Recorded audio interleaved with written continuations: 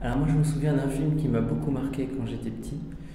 Je l'ai vu à la télévision, c'était sur Arte, ça s'appelait Les Documents Interdits.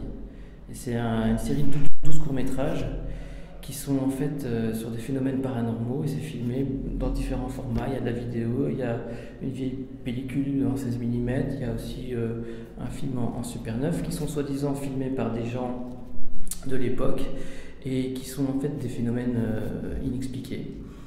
Et à la fin en fait, des 12 courts-métrages, il y avait un petit panneau qui disait tout ce que vous avez vu en fait était faux. Et je me rappelle avoir eu cette sensation de me dire heureusement que c'est faux, heureusement. J'avais vraiment eu très très très peur. Et cette montagne russe émotionnelle, je crois que ça m'est resté parce que du coup j'ai commencé à m'intéresser beaucoup à ça, comment créer par la fiction ce sentiment de l'exploration d'un truc complètement fantastique et plus fort que la réalité en fait. Et du coup, mon court métrage par exemple de fin d'études, ben, j'ai aussi essayé d'aller là-dedans en essayant de mélanger fiction et réalité pour voir jusqu'où on pouvait emmener le spectateur pour qu'il accepte des trucs de plus en plus gros.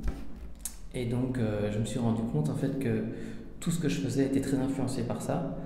Et aussi les lectures, tout ce que je lis, c'est plutôt des choses, des bouquins ésotériques ou des bouquins qui parlent d'histoire, mais sur l'aspect un peu fantastique, sur toutes ces pierres qui dorment dans des vieux musées ou des vieilles pièces au mur qui, en fait, au-delà de ce qu'elles sont historiquement, parfois ont une histoire complètement folle et j'adore me baser sur des pièces comme ça qui existent dans la réalité et créer une histoire complètement loufoque autour. C'est un peu mon délire.